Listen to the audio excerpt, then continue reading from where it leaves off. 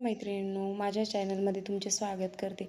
आणि आज आपण बनवणार आहोत उपवासाची खमंग आणि खुसखुशीत अशी चकली. तर ही चकली कमी साहित्यात आणि पटकन तयार होते. तर एकदा नक्की ट्राय करून बघा तुम्ही पण. चला तर मग आपण पूर्ण रेसिपी बघूया. गॅसवर कढई गरम करून घेतली आणि आपण आता भगर टाकणार आहोत. 1 वाटी भगर आपल्याला लो टू मिडियम गॅसवर भाजून घ्यायची आहे.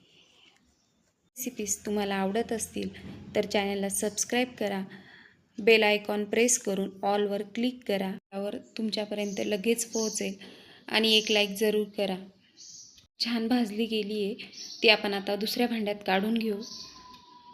1 वाटी साबुदाणा लो टू मिडियम गॅसवर भाजून घेणार आहोत. कमी गॅसवरच भाजायचा आहे जेणेकरून त्याचा कलर बदलणार नाही. आता 5 ते 10 मिनटात साबुदाणा भाजला जातो. तर आपला साबुदाणा भाजून तयार झाला आहे. साबुदाणा आणि भगर मिक्सरमधून बारीक दळून घेणार आहोत. दळून घेतल्यानंतर आता आपल्याला चाळणीने चाळून घ्यायचं आहे. त्यात आपण 1 चमचा मिरची पावडर टाकणार आहोत. 1 चमचा सैंधव मीठ, 1 चमचा जिरे पावडर,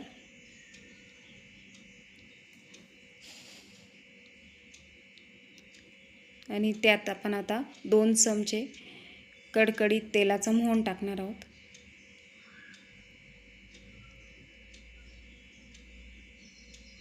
त्या तेलाचं मोहन टाकल्यामुळे चकलीला खुसखुशीतपणा येतो. आता आपण हे सर्व मिक्स करून घेऊया. सर्व साहित्य पिठात मिक्स झालं की आता आपण गरम पाण्याने चकलीचं पीठ भिजून घेणार आहोत. थोडं थोडं पाणी टाकून आपल्याला पीठ भिजून घ्यायचं आहे.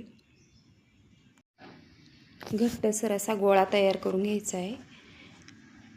आता मी या पिठाचे 3 गोळे तयार केले आणि चकलीच्या सोऱ्यात भिजवलेल्या पिठाचा 1 गोळा करून बसेल तेवढे पीठ टाकायचे आणि आपण आता चकल्या करून घेणार आहोत.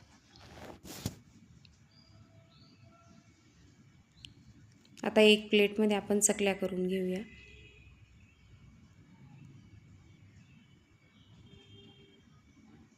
तुम्हाला पाहिजे तसा आकार देऊन छोट्या मोठ्या चकल्या करू शकतात.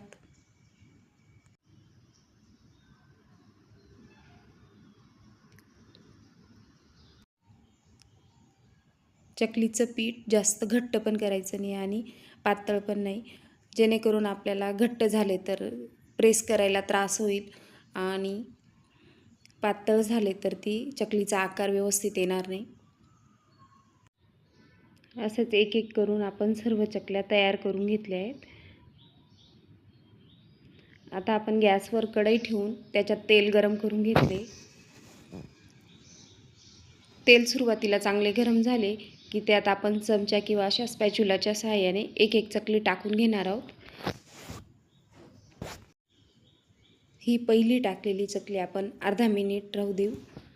त्यानंतर आपण दुसरी चकली टाकणार आहोत, जेणेकरून एकमेकींना चिटकणार नाही. त्या साबुदाणा असल्यामुळे चकल्या एकमेकांना चिकटू शकतात.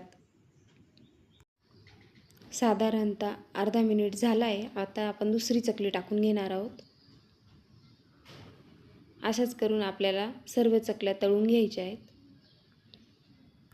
मैत्रिणींनो, तुम्ही जर या एकादशीला वेगळा असा उपवासाचा काही मेनू तयार करणार असाल तर ही चकली एकदा नक्की ट्राय करून बघा. आता आपल्या सर्व चकल्या एक एक करून तळून झाल्या आहेत. सर्व चकल्या आपल्या तळून खाण्यासाठी तयार झाल्या आहेत. चकल्या एकदम खुसखुशीत झालेल्या आहेत, हाताने लगेच मुडतात. तर एकदा नक्की ट्राय करून बघा मैत्रिणींनो. आणि पावसाळ्याचे दिवस असल्यामुळे चकल्या थोड्या गार झाल्या की हवाबंद डब्यात ठेवा, जेणेकरून चकली मऊ होणार नाही. आणि तुम्ही केलेल्या चकल्या कशा झाल्या कमेंट करून नक्की सांगा. थँक्यू.